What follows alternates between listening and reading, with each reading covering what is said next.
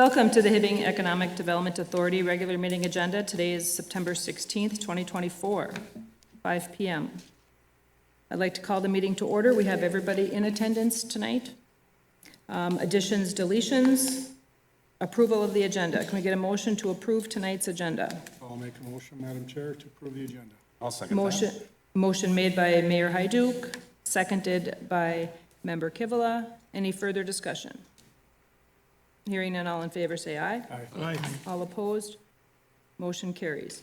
Approval of the minutes. The first one, we're going to approve the minutes of the regular meeting of the Hibbing Economic Development Authority for August 19th, 2024. Can I have a motion for that? Motion approved. Motion made by Member Schweiberger, Support. supported by Vice President Drainus. Any further discussion?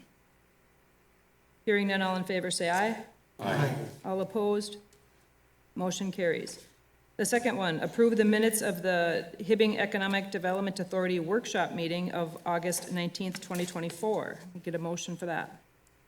I'll make a motion, Madam Chair. Motion made by Mayor Hyduk, Support. supported by Member Hoffman-Sokoman. Any further discussion? Hearing none, all in favor say aye. Aye. All opposed?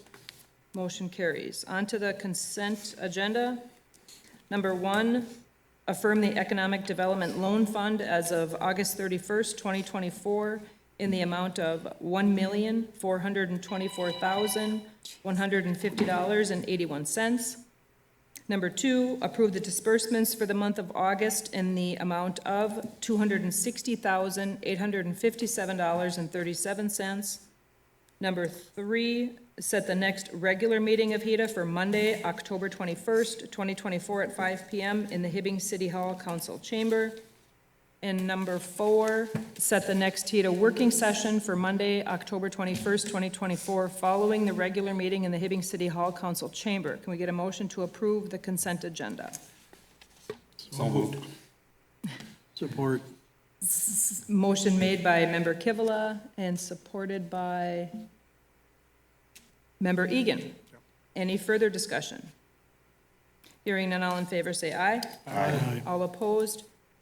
Motion carries. Now we can move on to the presentations.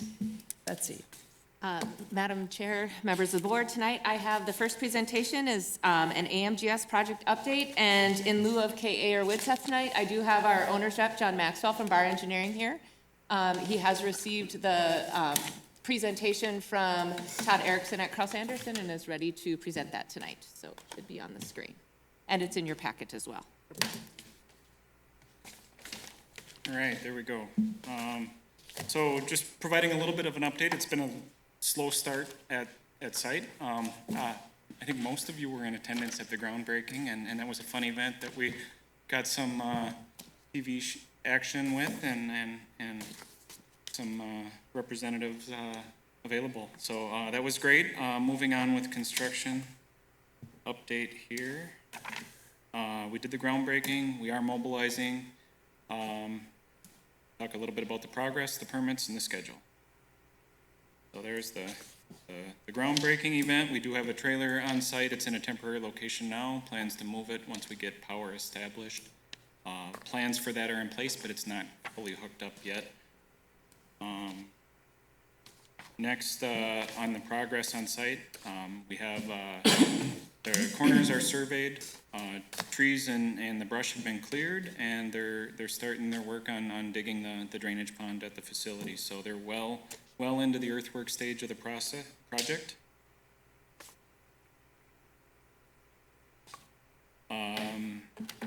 Moving forward, we've talked with the Pat, the city inspector, and we've gotten verbal authority to proceed. He's still doing his plan reviews. We are still waiting on this state of Minnesota, the plumbing permit, sorry.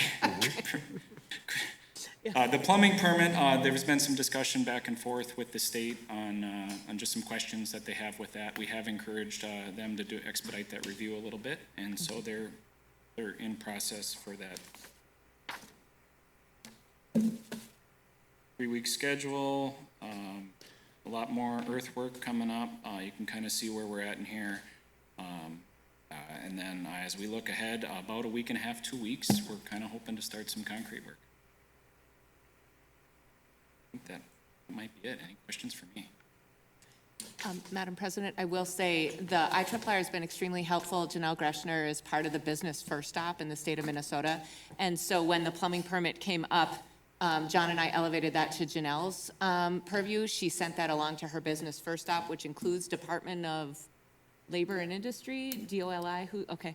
And so they took a look at it, made sure that the questions that the state has got back to our architect and engineering firms. So they're starting that process, as John indicated, but I just wanted to give some kudos out to the IRRR for helping us with that, moving that process forward. Otherwise, we'd be kind of just in the Rolodex trying to figure out who to call. And you said that your prep foundation work will be, there any earthwork right now? Did you mention concrete work would be starting for foundations, footings? Yes, if you take a look at the schedule here, back, we've got Hawk Construction starting work. Hawk is doing all the Yep, concrete on concrete. site. They're starting in about a week and a half according to the current Yeah. schedule. I was surprised when I drove by today how far they were along. Yeah. I know we had our one neighbor there, Monroe, I see they kept that swale that was there, they just kind of cleaned it up a little bit, so I'm sure he's happy with that, so. Trying to work with the neighbors. Yeah, I'm glad they did that.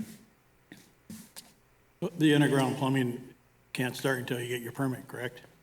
That's So there's true. no concrete work, there's no, Well, so most of the building is just a manufacturing area. And so the plumbing really only affects the one column line of the building. So we should be able to start all of the building column foundations and a lot of the concrete slab work on the one end of the building. We work our way down towards the office side. okay. So you're looking at going north to south then? Yep. Okay. And also, they were talking about some stubbing, using sleeving and things like Yep. that. It's not their preferred route, obviously, but Yeah. John's If gonna we figure have out to, we'll still try to get the concrete in and just sleeve for the plumbing, and then we'll pour those slabs later. But we're hoping to start on the one end, and then hopefully we'll have that permit in hand so we can do the plumbing. Anybody else have any questions? thanks, John. Really appreciate that. Thank you. Thank you for the update. Yeah, thank you. Excellent. Second item then is Mr. Rich Lees. He has a deferred loan request here in your packet tonight for his 301 Howard Street building. I don't know if it's east or west, but 301 is the number, the Andrew Mason Lees building. And he put that deferred loan request in. It came before the Finance Committee. They have reviewed it. There are a couple of pieces that Rich and I have communicated about since that Finance Committee review. One is the need for a second quote. And the second one was the potential for Burr and DBR grants. And I know Rich and I have some back and forth to do yet on a couple of those pieces. And then also the third one is the job creation. So we're working through some of those items, otherwise the packet was complete. So Rich is here with his loan application for that deferred program, remember, tonight. So Rich, did you want to talk a little bit about the Sure, project? would and love then to, we'll yeah. ask some So questions. this is the 301 East Howard. If you don't know, that's Andrew Mason Lee's building, used to be the Wells Fargo building.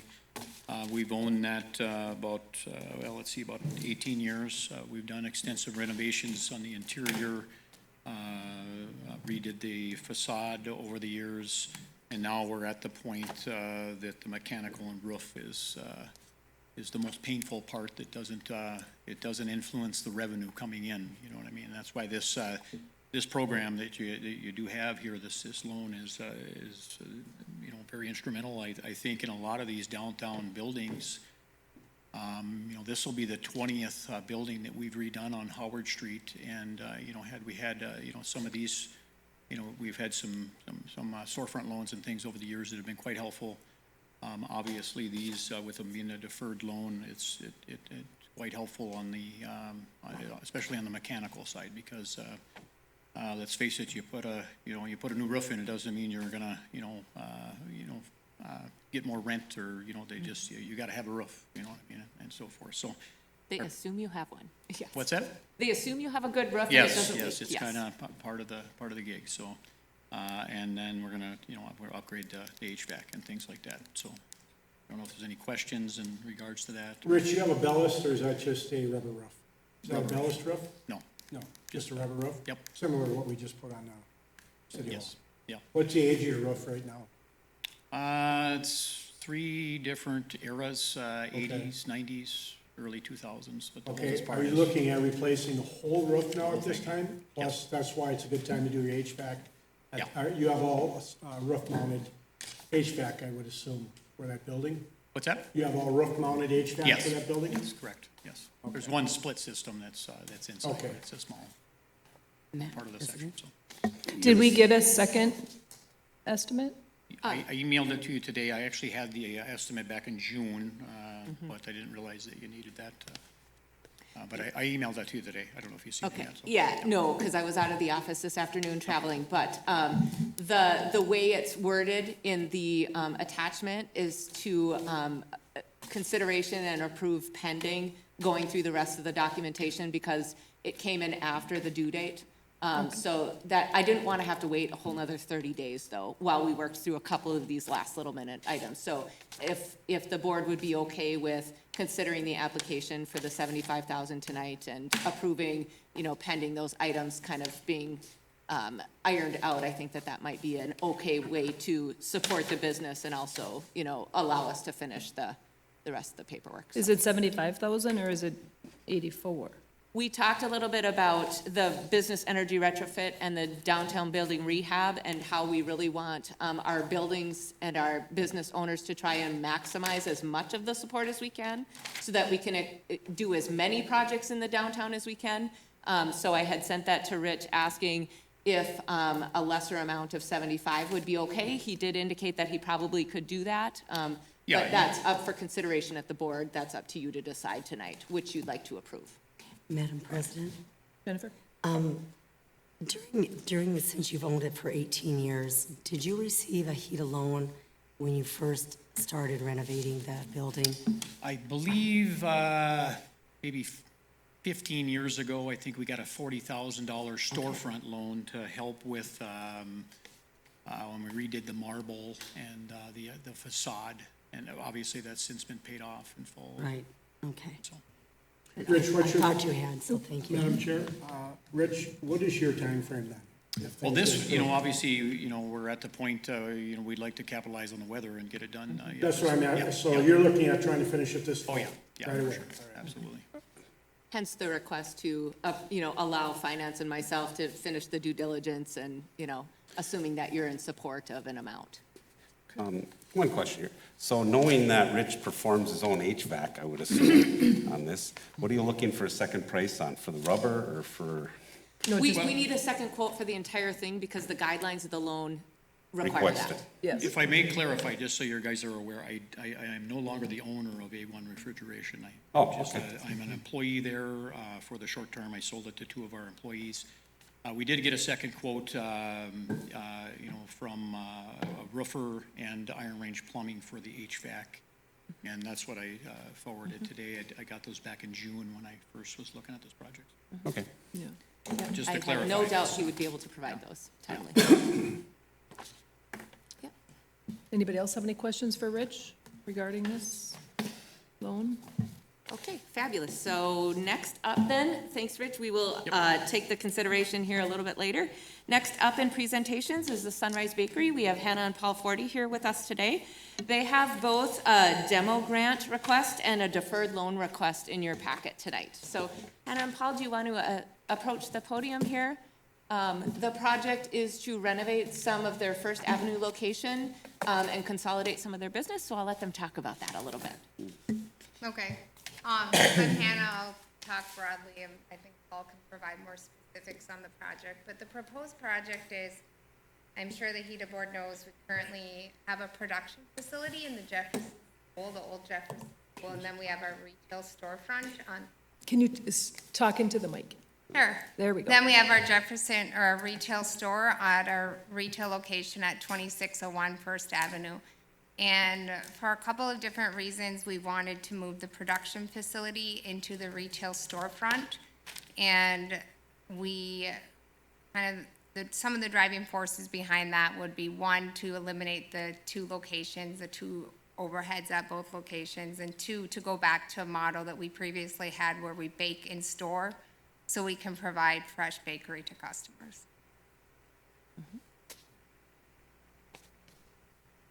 The question I have, Question? square footage wise, you have the room that you need on your First Avenue store? I believe so. Okay.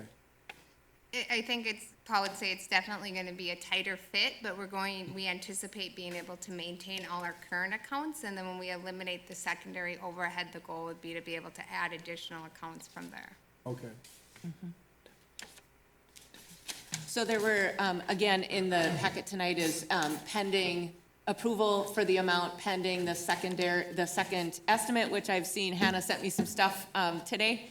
And she has also sent across job information and those sorts of things. So as we work through those items, similarly, I didn't want to, hold this project up until the October meeting if you were okay with us approving an amount pending those couple of items. So,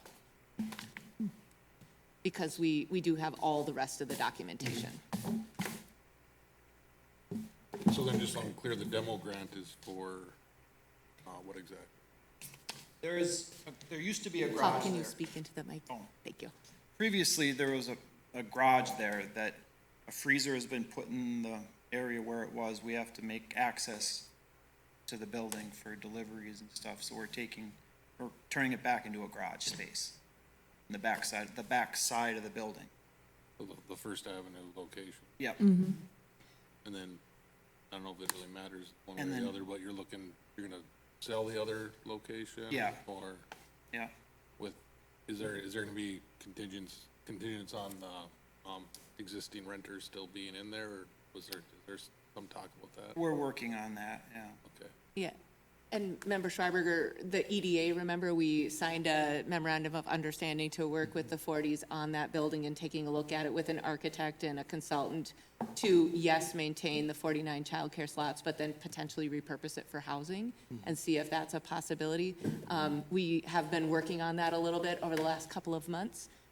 So we're hopefully going to have something back in October to this board as to what that looks like, and also Hannah and Paul, so that we can make some kind of decisions by November on, can we find a developer? Is that a good project? That sort of a thing. So, yeah, when they first approached me, I thought that might be a way we could partner with them to understand what, repurposing that building for housing might look like and play a good public role of that particular project.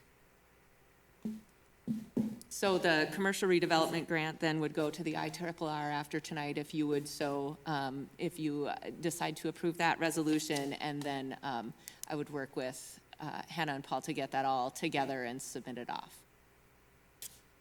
They've also gone for a BRR grant and a DBR grant as well, and then have a loan pending with, to finance the rest of it. So all of the financing is coming together to make this project happen, which is a great project on First Avenue here.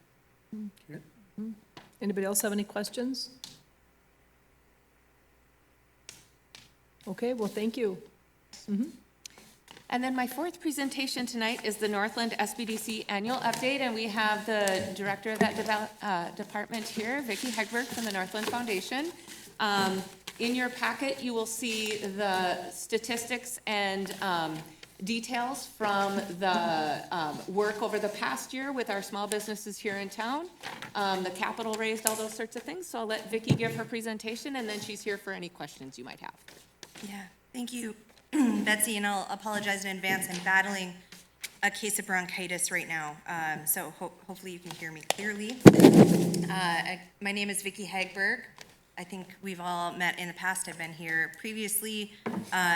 Hibbing was a supporter of our program in 2023. Man, time flies.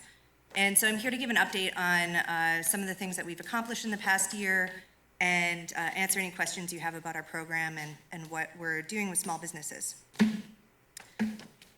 So for those that maybe have not seen this presentation before, and for the general public, Northland SBDC provides no-cost technical assistance to entrepreneurs and small business owners throughout northeastern Minnesota. So we help businesses start up We help walk them through the financing process if that's what they need.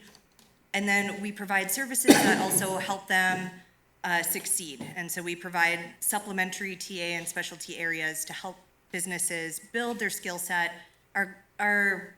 We say we're like more of a teach you how to fish organization than a fish for you organization. So we tend to work with smaller businesses in general, under $1 million of sales per year. Sometimes we'll work with businesses that are a little larger. Excuse me, finding my mouse. So I mentioned before, we serve the 7 counties of northeastern Minnesota, but we also have close partnerships with several communities in which we work more closely and more intensely and are, pretty involved in the community itself through the chamber training and other programs, which is the case with Hibbing. So typically when we're helping a small business, that historically has been focused around finance. So we're helping people build cash flow projections and balance sheets. We're helping them on the marketing side of things of describing their customers, building a business plan. And then a lot of the work that we've been doing in the last couple of years has been buying and selling of businesses. I think we're seeing kind of a generational shift in Hibbing, and so we've helped multiple small businesses, multiple entrepreneurs purchase existing small businesses in Hibbing.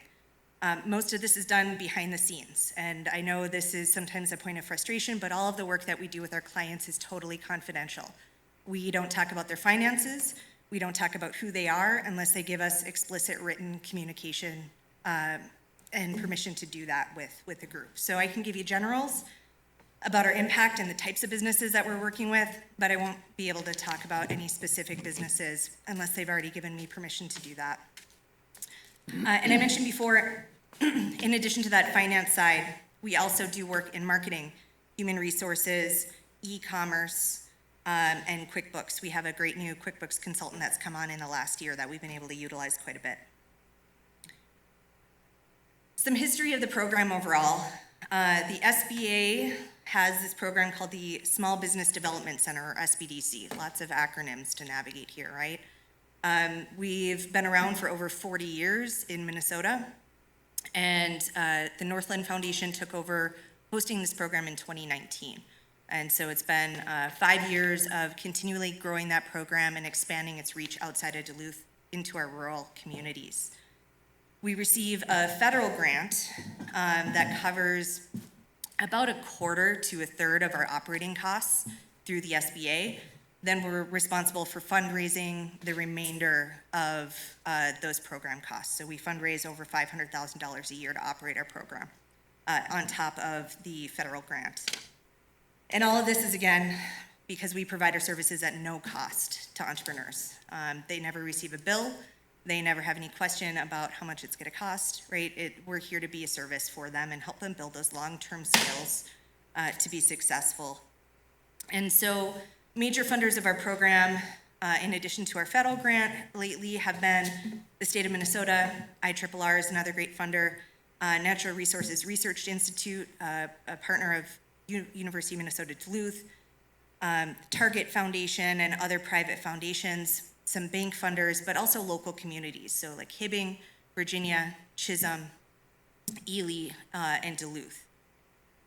And so again, we're required to get this match funding so that we can continue to receive our federal grant, but it also helps us leverage this other funding. We have 2 major funders that are new, that have come on this year, that are private foundations, so we're getting money from outside of our area into supporting our area. And we can only do that by showing a broad breadth of community support. When I look at our strategic approach as an organization and where we focus our resources, because we will never have enough resources to meet the needs of our communities in this area, we focus on a blend of technical knowledge and community knowledge. So our consultants live in the communities that they serve. They have the pulse of the community. They visit these businesses for their personal lives as well as for this job that they do.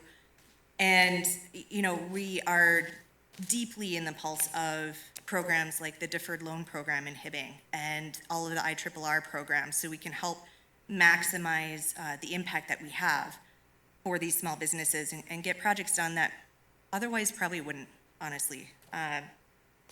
We also do targeted training.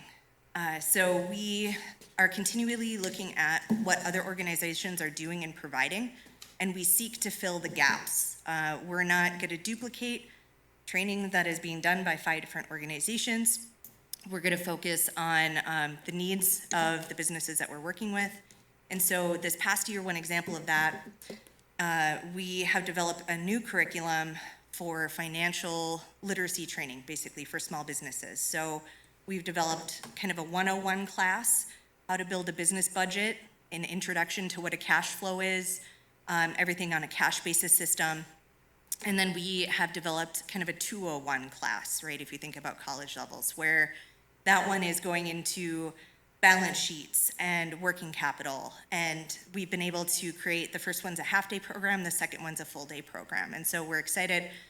We're deploying those trainings throughout the region, including on the Iron Range, this fall and into next spring and summer.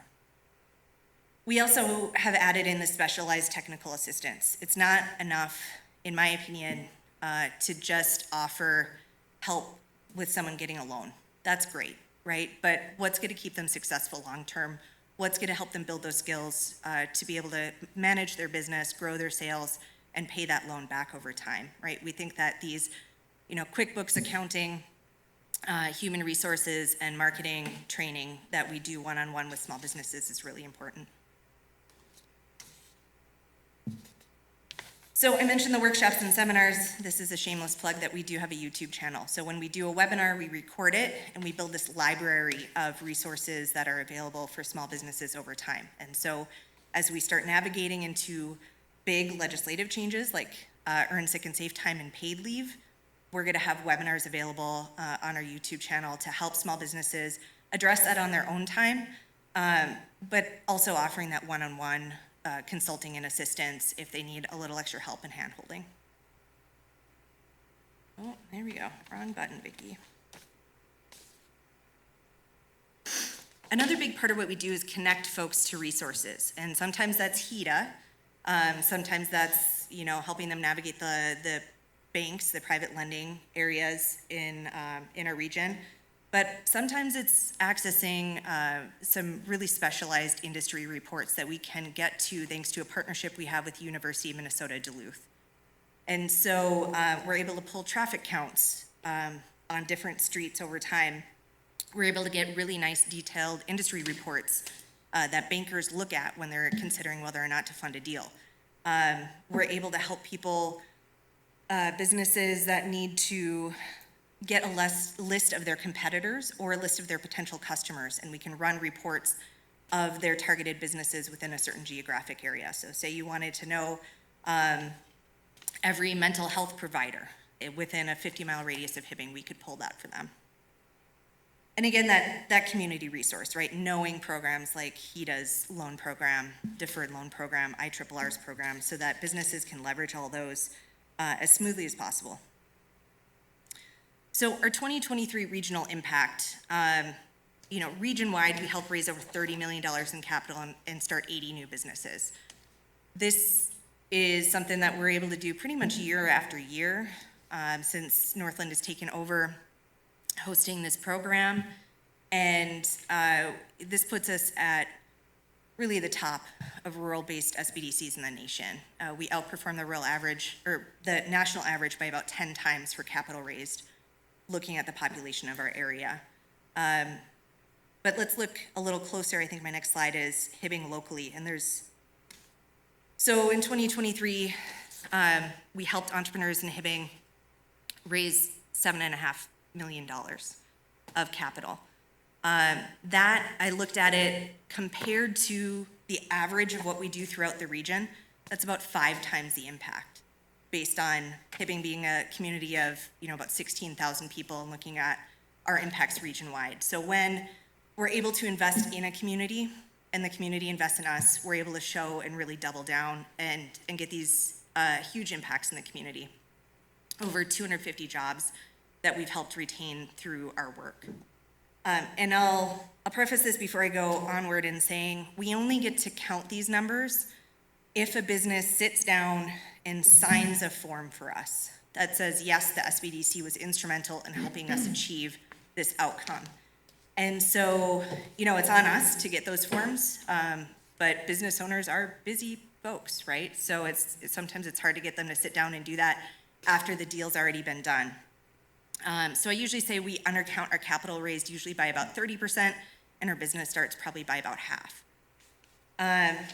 Served about 40 clients last year, provided about 240 hours of consulting. So I'm a very forthright person. I'm never gonna try to cook numbers for you guys or show anything in the best light. We'll look at year to year what that's looked like on the next slide.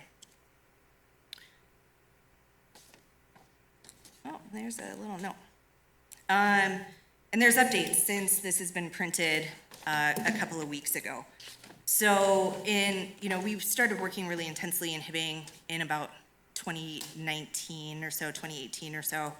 And I've seen that impact grow over time. And so in 2022, we had a great year, helped businesses raise almost $10 million in capital. We're helping about 40 small businesses a year. In 2023, like I said, we raised about $7.5 million. One of the things that's happening through this situation is interest rates are rising, and it is becoming more and more difficult for businesses to access financing and get their deals done.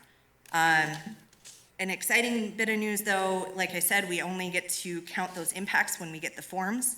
We received some forms since this presentation was completed, and we're already over 10 million in capital for Hibbing in 2024. So that $3 million number is out of date, but such is life. Continuous new things.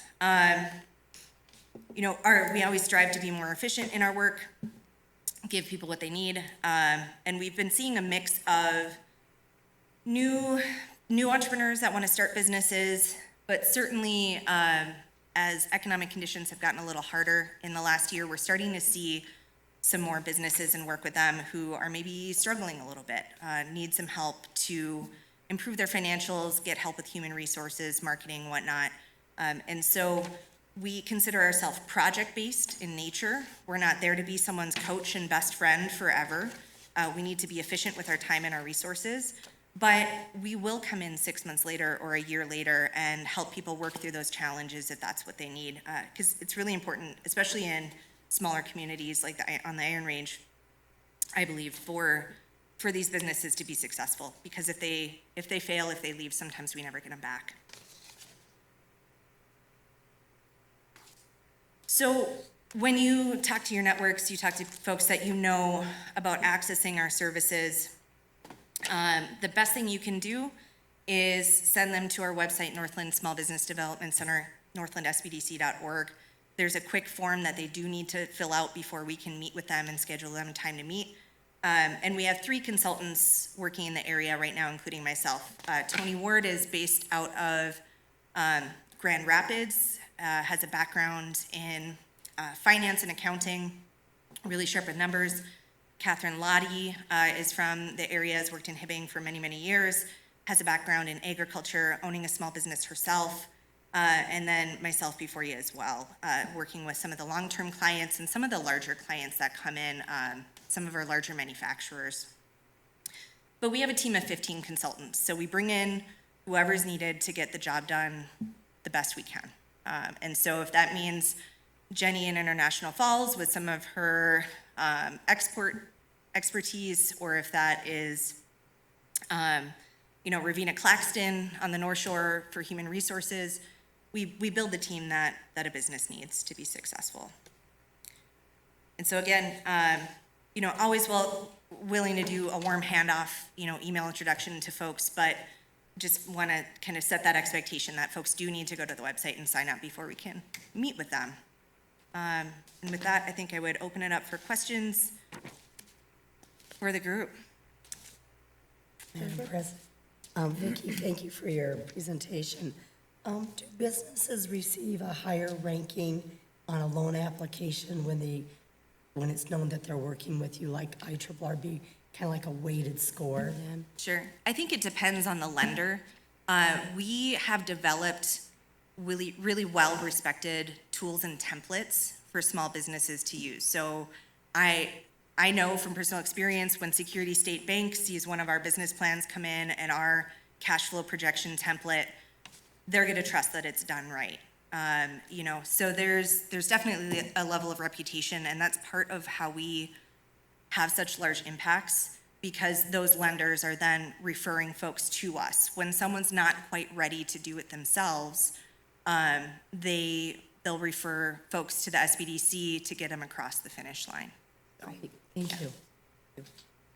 Madam Chair, I will say to Jennifer's point that when I see something come into my office, an application that's not fully filled out or those sorts of things, because we support the technical assistance through the Northland SBDC, that is instantly what I do. Yes, here are some things that HEDA offers, and in order to get some assistance to do that at no cost, I refer them right over to the Northland SBDC. It's, you know, no cost to the business owner, and I get a more complete packet. So we really do appreciate that. yeah.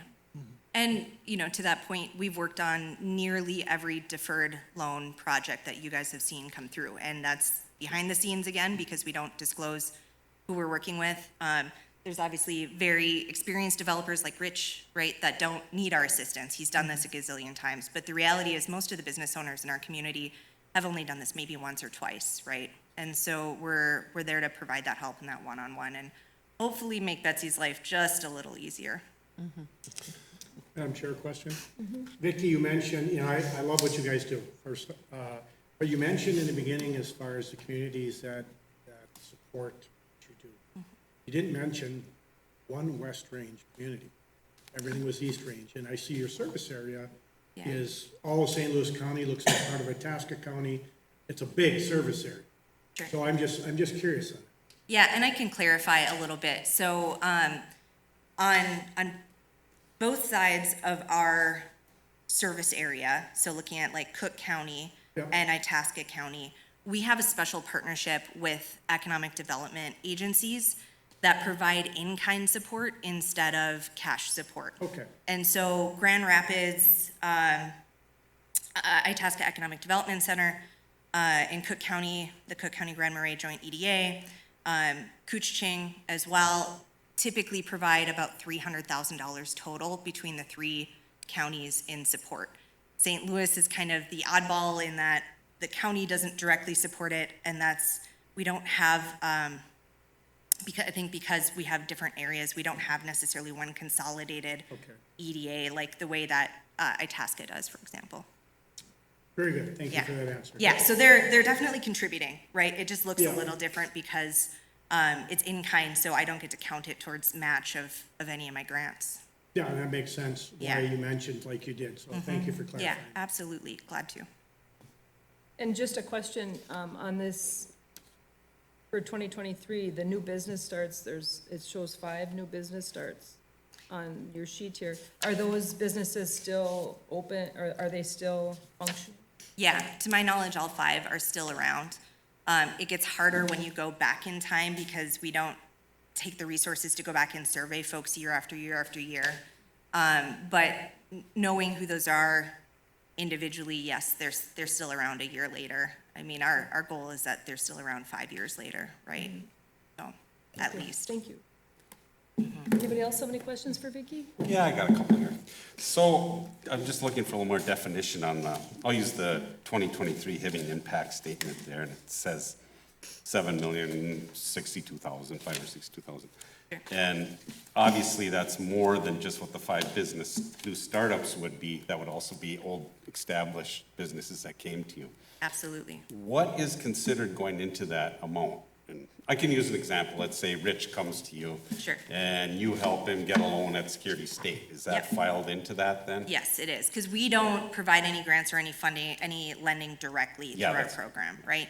So if you send somebody to Heda and we give them a couple $100,000, that goes into that amount? It does, yes. Or if you have Hopefully, a- they're paying you back as well. Yeah, or if you have a right? big E that they go to the IRRB and they get a couple million, that's a part of that amount. Sure, and there have been some larger deals, right? We see small businesses that invest $500 into a business, and it's kind of like a side deal. the 5 in Hibbing that I'm thinking of are not that. But we see, I would say in Hibbing, a lot of deals in that like $100,000 to $500,000 range, where folks are buying a building, typically a physical building or equipment, and doing, and investing kind of a larger amount. Some of our other communities, we tend to see smaller businesses starting up, but in Hibbing, our market share seems to be in those mid-sized deals typically. And the jobs created and retained, I know you don't create the numbers, that's what gets sent back to you, but it's a pretty large number. It is. 270 is a lot. It's hard when you're silent and behind the scenes, right? But there's hardly a Main Street business that gets started or transfers ownership that we don't touch. And so, as evidenced probably by the number of applications to the deferred loan program that we've helped, right? And so, we're we're not great at tooting our own horn, right? We're working on doing more success stories, having that more out in the public, right? Getting that permission to share those stories. But the reality is, like, I tend to be the kind of person that just wants to get the work done, right? To meet with those businesses, to help them succeed, and then we move on to the next business that needs to be done. We've had an increase in demand for our services region-wide of 10 to 15% per year for the last 3 years in a row.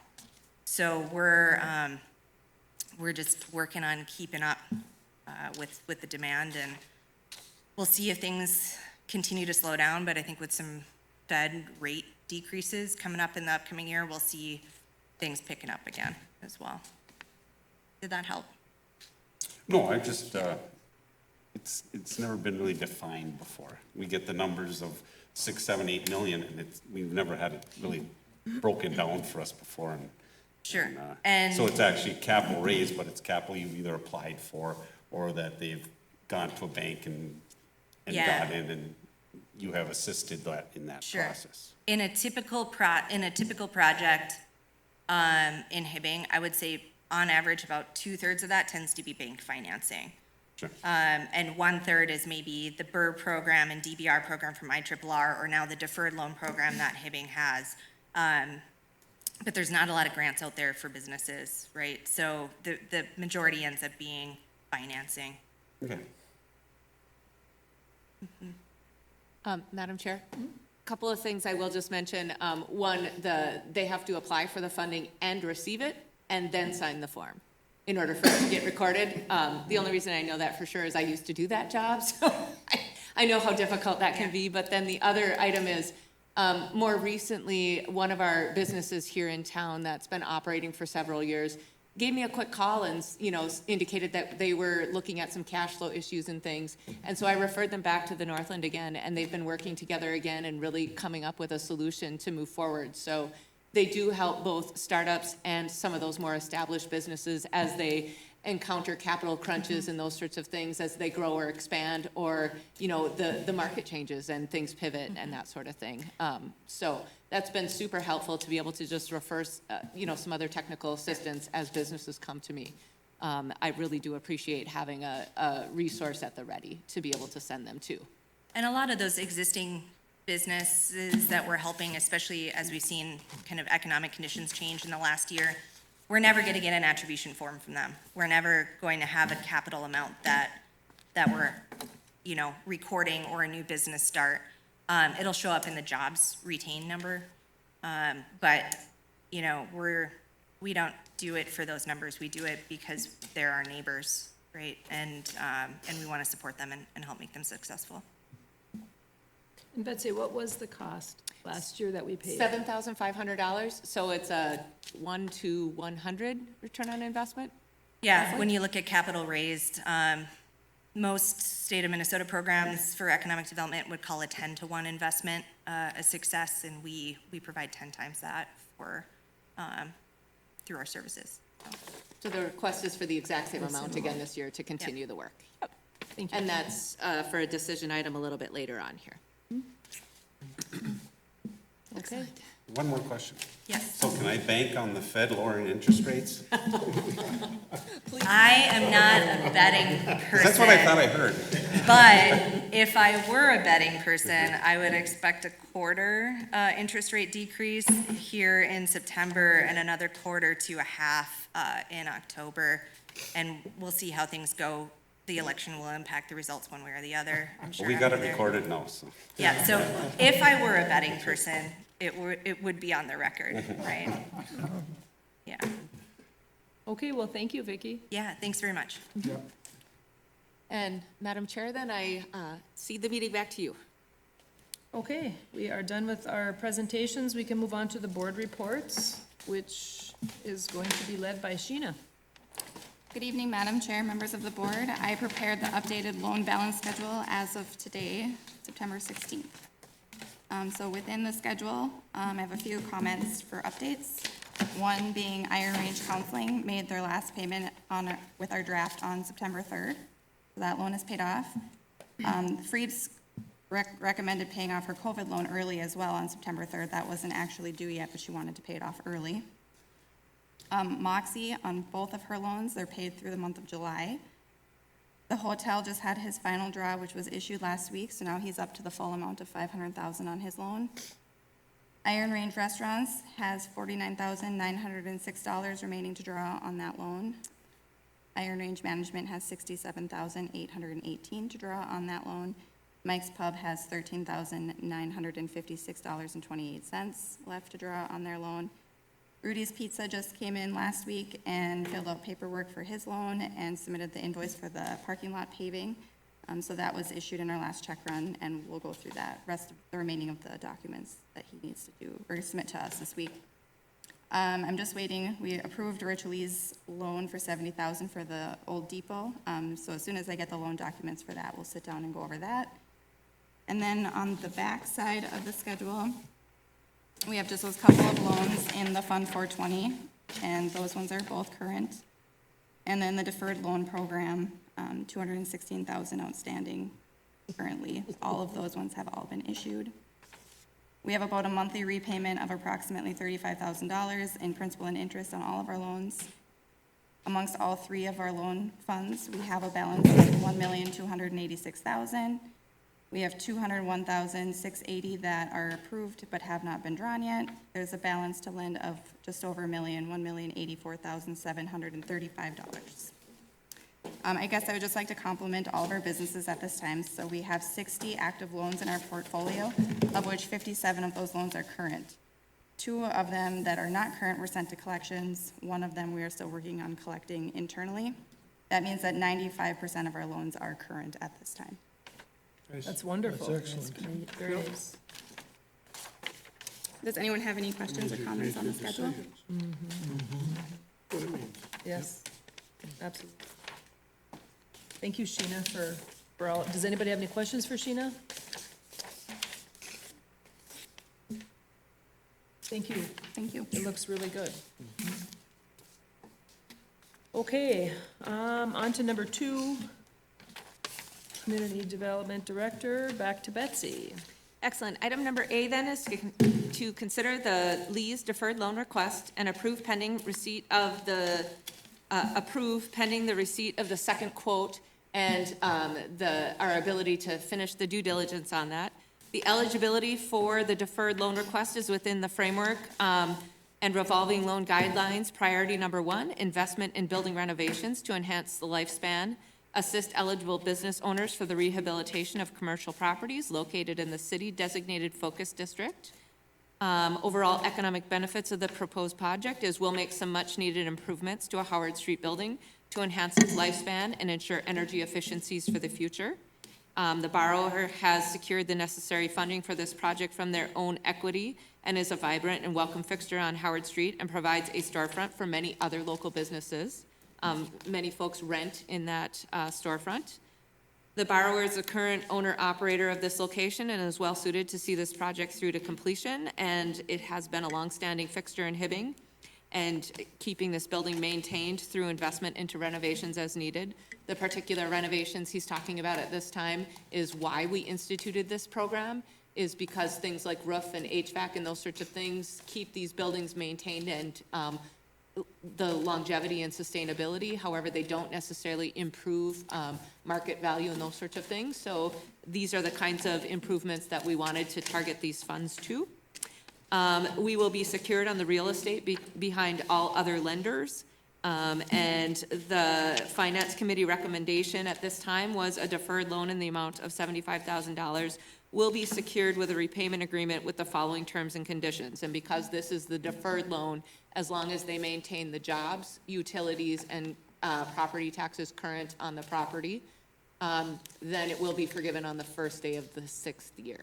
At any time, if the property is sold or the business moves out of the city in that time frame, then it will be prorated and either the loan paid off or the new owner would have to approach the EDA board to potentially assume that loan. It was pointed out to me that those guidelines are not all fully identified in the deferred loan write-up for the EDA board, and so I will enhance that in there, and that's thanks to our Finance Committee member, Hoffman Sockman, who keeps an eye on all of my things to make sure that I'm putting all of the details in there. So I appreciate that and the fact that you guys review it. And then we're listed as an additional insured on the business insurance policy. So at this time, I would request that you consider that as written up tonight. Okay, do we have a motion to approve and consider the Lee's deferred loan request? I'll make the motion that we approve a request. Motion has been made by Member Egan, I'll second that. supported by Member Kivela. Any further discussion? The only question I have, the amount, is it 75,000? 75. Yes, the Okay, I just 75,000. wanted that clarified, yeah, thank you. Yep. Yeah, for 75,000. Yep. No other further discussion? Hearing none, all in favor say aye. Aye. All opposed? Motion carries. Okay, on to letter B. Excellent. Item B is to consider and approve the resolution authorizing the Hibbing Economic Development Authority to make application to and accept funds from the IRRR Commercial Redevelopment Grant Program for the project at 2601 First Avenue East, Hibbing, Minnesota, for the First Avenue project as presented tonight. I'll make that motion. I'll support that motion. Motion made by Vice President Drainus and supported by Mayor Hyduk. Any further discussion on this one? Hearing none, all in favor say aye. Aye. All opposed? Motion carries. On to C. Excellent. So this is to consider the deferred loan request for the Sunrise Bakery First Avenue remodel and approve pending receipt of the second quote.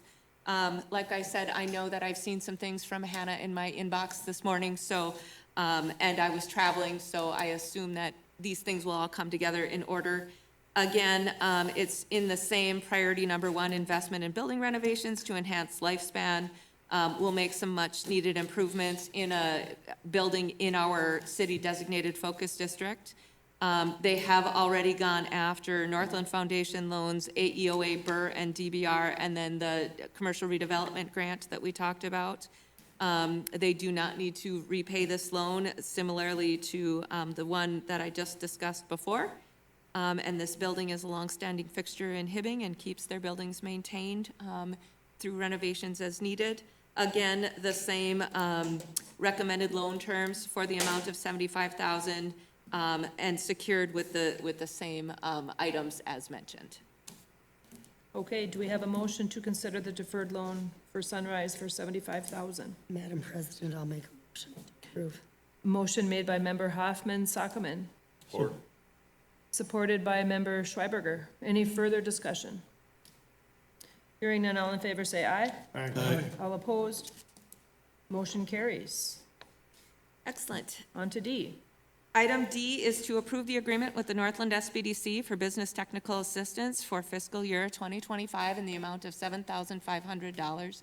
And I didn't put this on there, authorized signature. Okay, do we have a motion to approve the agreement with the Northland SBDC I'll as make we've a heard? motion, Madam Chair. Motion made by Mayor Hyduk, Support. supported by Member Egan. Any further discussion? I have one question. 7,500 has been a standing amount for how long? Yeah, I mean, I know that's a request. I just, time moves on, you know, I mean, things become more expensive to operate, so. I just want to make sure you're comfortable with that same request. Thank you for noticing. So we've had this amount in place, I believe, for 2 years now. Like I mentioned during my presentation, we've been lucky to bring on a couple of foundation supporters of our program this year. And I don't want to take any more than we need, right, to leverage that funding to get that support from outside organizations. And so we're set for the next year. You may get a different request for me next year, depending on how our funding goes, but I just see it as my job to get as much money from outside of our area into our area, instead of making our communities stretch. Thanks. Thank you. No other Okay. question for me? I just have one comment I'd like to make, and I should have made it earlier. I had an opportunity to work with Betsy, with Vicky, on a different project with somebody else. And I'll tell you what, the SBDC is probably the best thing that could happen to this community when it comes to small business. They're very good at what they do. She's very good at what she does. And she's always upfront. You got a good project, she'll tell you. If you don't have a good project, she'll tell you that too. So I think it's in our best interest to maintain, and as Mayor Hyduk said, even if we have to up the ante a little bit, it'd be well worth it. Thank you, Mike. Any other further discussion? Hearing none, all in favor say aye. Aye. All opposed? Motion carries. E, Excellent. Item number E, and this is where I'll rely on Attorney Borland and Finance Director Ms. Sheena Mullner as well. We've been working on this AMGS lease now as part of the loan package with the IRRR to finance the new expansion project that's happening on 13th. At this time, I didn't necessarily have this in here for definite action because I'm not 100% sure. It has to go to the IRRR for consideration as well because it's built into their loan documents. But I wanted to at least get it in front of you so that you could see it and ask some questions. I sent it out with the packet on Friday, so hopefully you've had a chance to review it this weekend. Attorney Borland, did you want to make some comments generally about the work we've done so far on this? Sure, Madam President. So I'll just touch on, it's like 18, 19 pages long.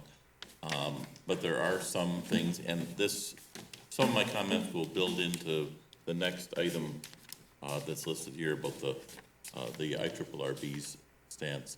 The numbers that you see under paragraph 4 with regard to the rent were not something that was picked out of the sky. They were somewhat dictated to us.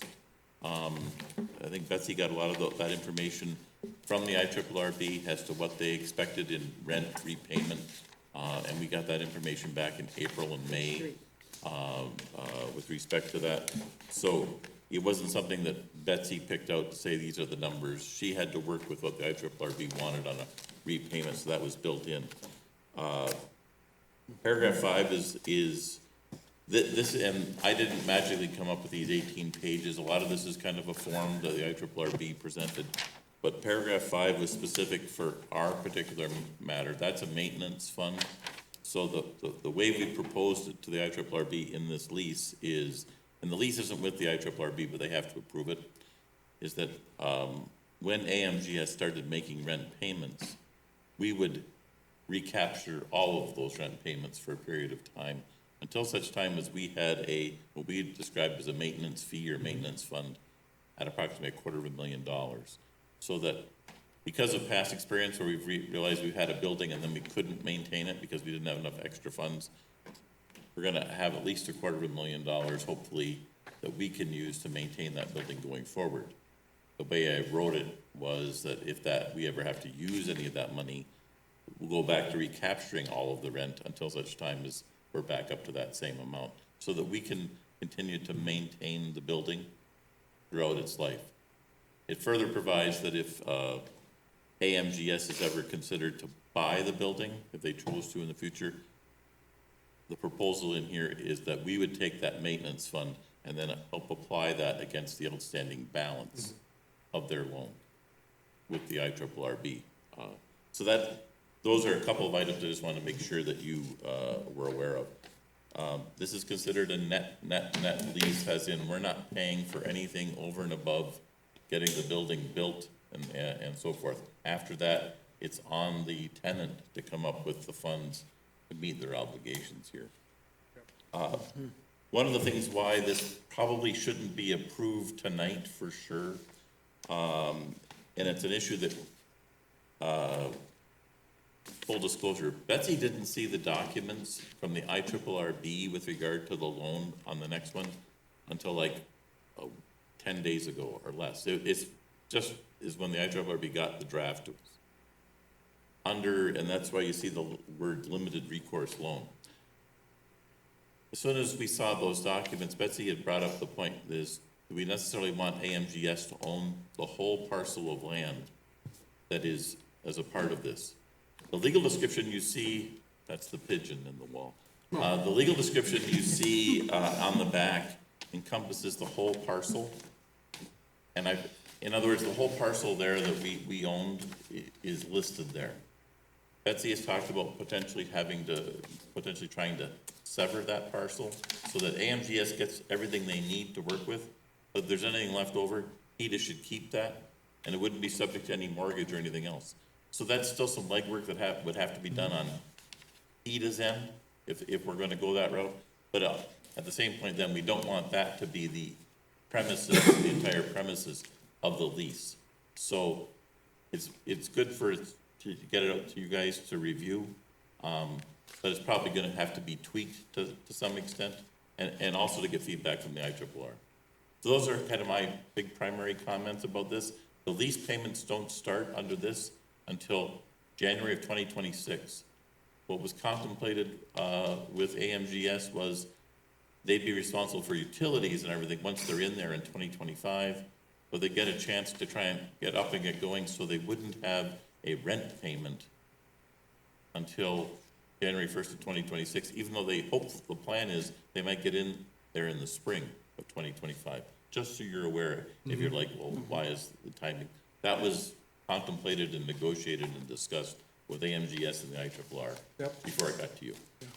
So Andy, the leasing and the tenant are one and the same people? Yes, I'm sorry, Right. yes, lessee and tenant, did you see those terms? Right, I saw That's those. AMGS, correct. Okay, right. So then, is this going to be the lease, the rent payment, ACH? Is that how it'll be collected? Will it be automatic then? Or will I that be don't, done? it could be, I hadn't, that particular issue hadn't been discussed as Okay. much, right, at least not with me. Okay, so would that be Yes. something that we could have done?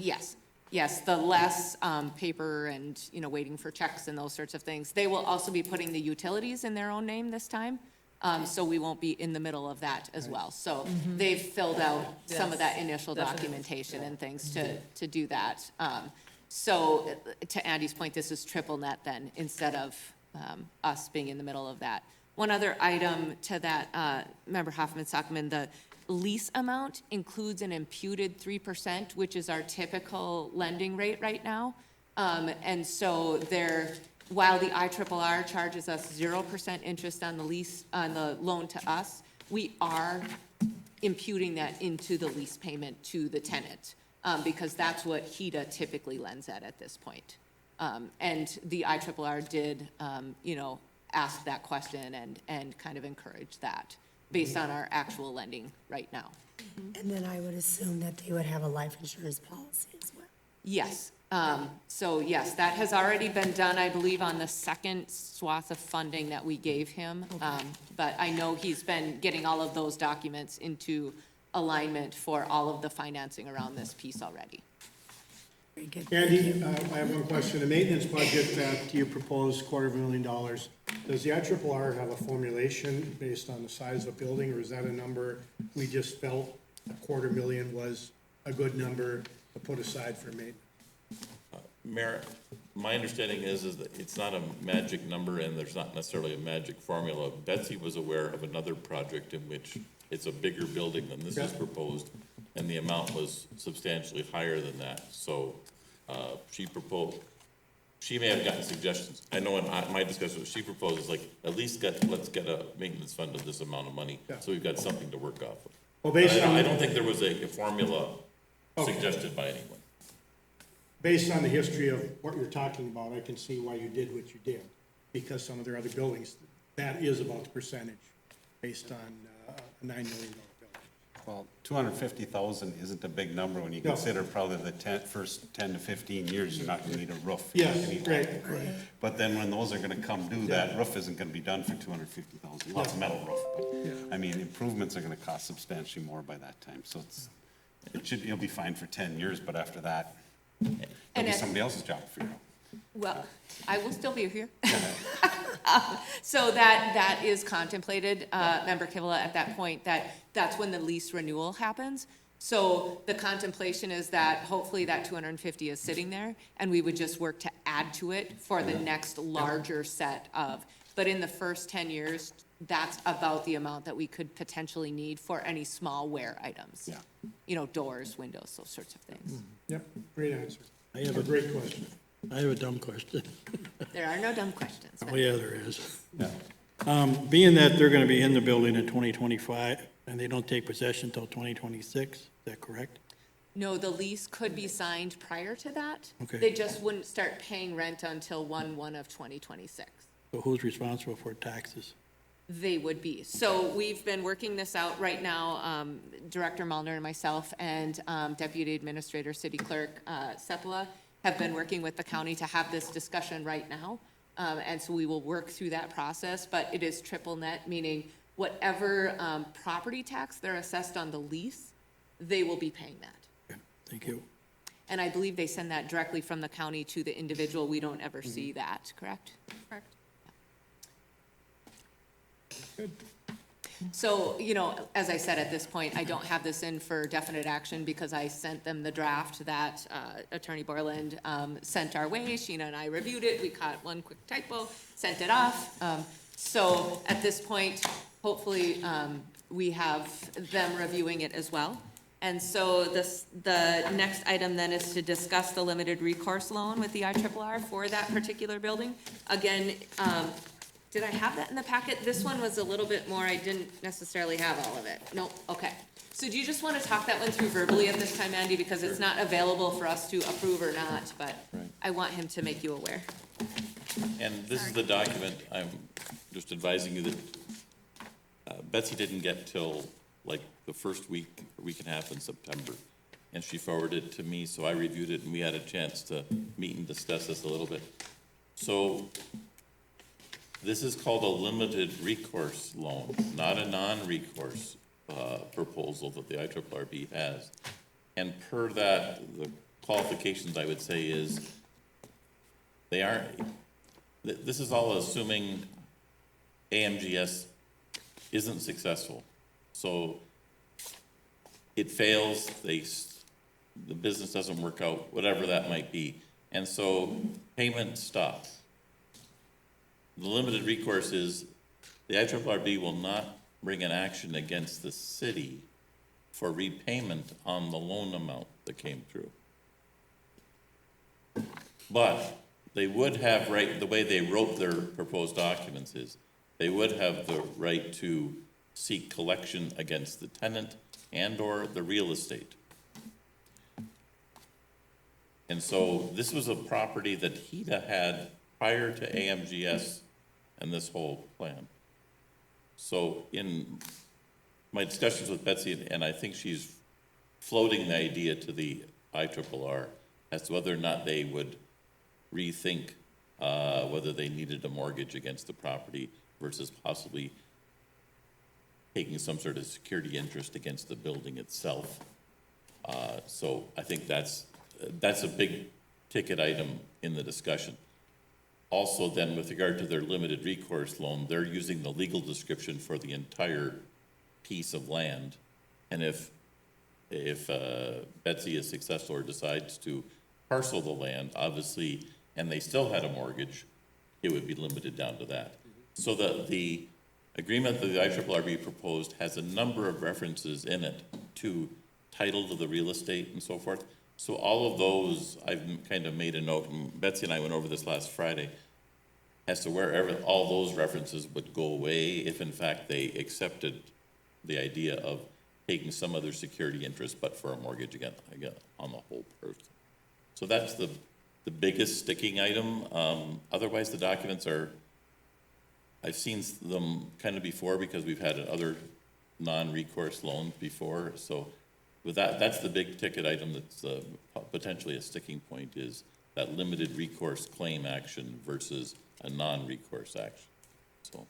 So is this document time sensitive? I mean, October meeting, this will be ready then for approval. Are you hoping at that meeting? Member Hoffman-Sockman, yes, that, I think, based on where the project is at and those sorts of things, that it is all extremely time-sensitive. And there is the potential to have to maybe do a special meeting at some point once we get these outlined.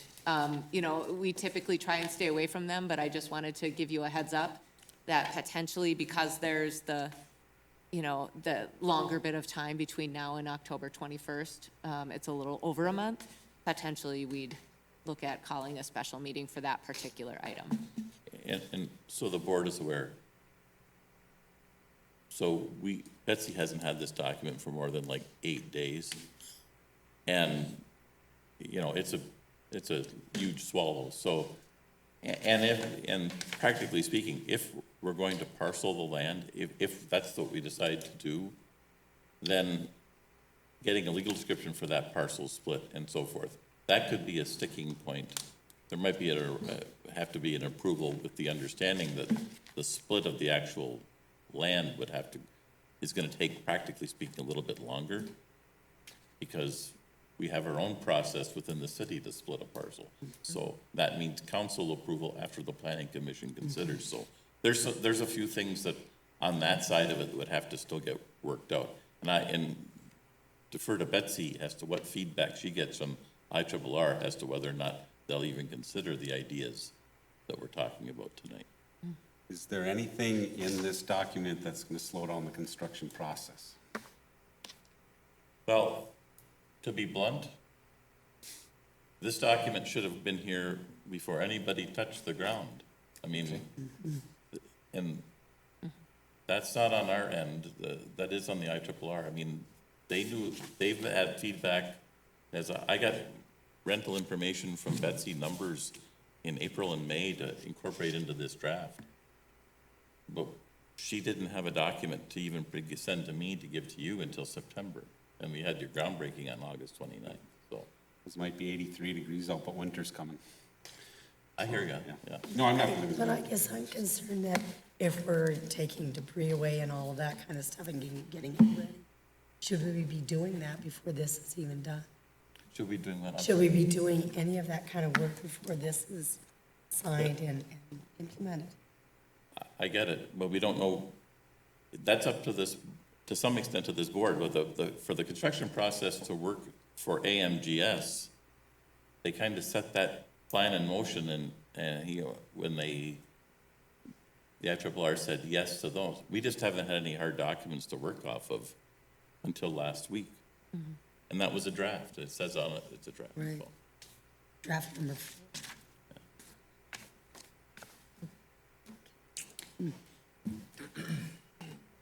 That's true. They do have, it's contemplated at the end of 20 years. I think it's a 10-year and 2 5-year renewals in both our lease and their documents. That there's 0% interest to pay the IRRR, as Betsy mentioned. And I think that their incentive here is that building will be purchased by the end of that time frame. Mm-hmm. If it isn't, they have a proposed 8% interest on anything outstanding after 20 years. So your loan payments, whatever the balance would be, if anything, would turn to 8% on top of the balance.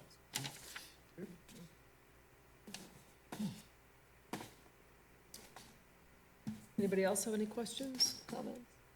Nope.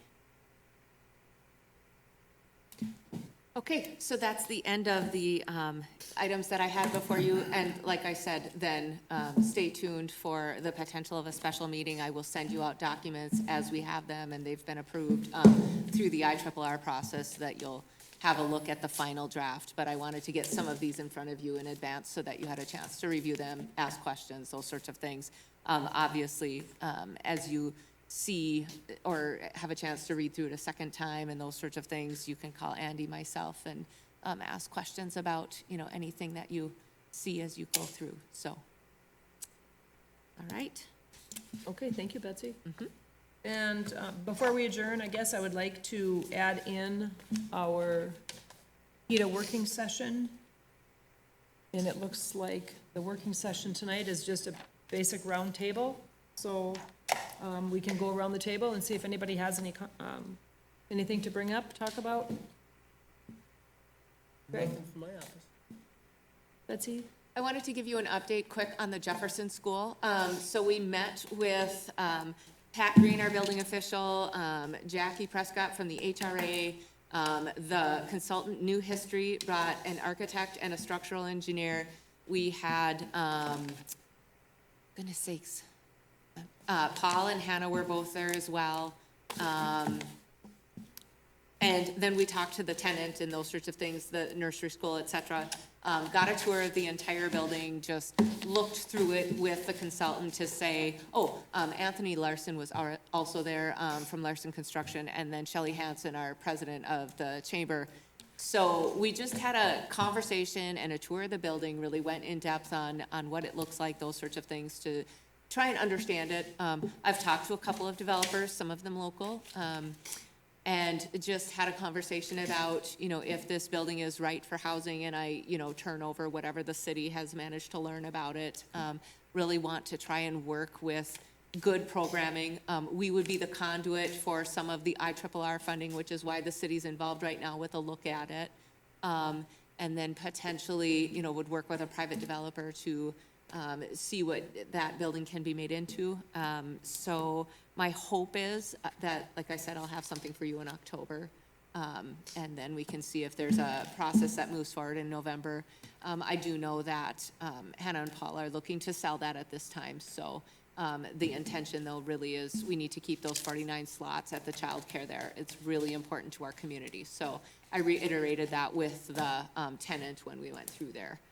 So really want to work very carefully around that. So that's my report out on that. And Thank you, that's Betsy. all I have. Thanks. Mike? Did they buy that building through the city when they originally bought it? There is a small loan outstanding. I believe they received some HEDA funding, and then they had some private lending as well. So there's a small loan outstanding on that, but yes, that would be part of the, sale and things. Okay. And the other thing I just noticed today, that one of our storefronts downtown has been papered up. And that's the Rock and Rollers where they used to be, and the ice cream place next to it. Okay. It's all papered up like nobody's in there. Didn't know if there's any talk or anybody has talked to the owners of the building. The owner of that building has been in front of our planning and zoning and our city council for permission to, I believe, North Star Church is going in there as a tenant. Oh, they're gonna make the bid, okay. Yeah, so they're doing some renovations to that space for that particular new tenant. Gotta use these new chairs. That's it, thank you. That's it. Thank you, Mike. John? Nope, nothing. I have nothing. Jennifer? I was just wondering, just two quick things here. In the nice presentation that, for AMG by Kraus Anderson, a logo for the city of Hibbing, does HEDA have their own logo? We I don't haven't yet. seen that. I have been working with our communications director, Kelly Grinsteiner, on the potential of one. And she's been kind of, just noodling around with it. We haven't really come out with anything that obviously would come before you all, if it's something that comes out. But yes, thank you. Yeah. Good call. And then the other one is, where are we on the red, where is he on the Red Rock Hotel? Any updates? I have chatted a little bit with him. I did swing by there. There is some fixtures in bathrooms and things, tile up, some electrical done. There is some carpeting and things in, areas. There's tile and such in that breakfast nook. Things are moving along. But you know, he won't, and I sent him off an email, you know, hey, any chance on an opening date? And he said, because he hasn't hit the other ones, he is reluctant to put anything in writing. So I am cautiously optimistic that it'll be this year, but we'll wait. I do know, you know, I saw there's beds there, there's, you know, all of the door hardware for the key card entry, those sorts of things. And, you know, things are coming along, but not opening, you know, in the next few weeks, I would say. Okay, thank you for the update. There was one key component when I stopped there that they had to wait on, and that was the fire marshal, state fire marshal, to be able to shut part of the building down so they continue working and still have it open, and they did get the okay for that too. So that had to be authorized. So if everyone knows where the bathrooms are on the way down to the restaurant, just beyond that, it'll be blocked out. So the bathrooms will be functional, that's what he was looking for, and that had to be approved by, again, the state fire marshal. And that would mean 54 rooms, correct? What? 54 rooms I think so, or it might be more than that, but for sure 50. in that phase. Good, thank you. You're welcome. Didn't he have to sprinkler it too before he could open even That's the partial? state Is fire that what- marshal. oh, okay, Yeah. that's what I thought. Can we, I know, could we, I know we fixed the roof, but can we get rid of the pigeon I know, in the right? wall? Steve? I had one in my office. Roger? Nope. Nothing for me. Tina, Andy? Already talked too much. I'll make a motion to adjourn. Okay, we have a motion made by Mayor Hyduk, supported by Member Schreiberger. Any further discussion? Hearing none, all in favor say aye. Aye. All opposed? Motion carries. Thank you. See you.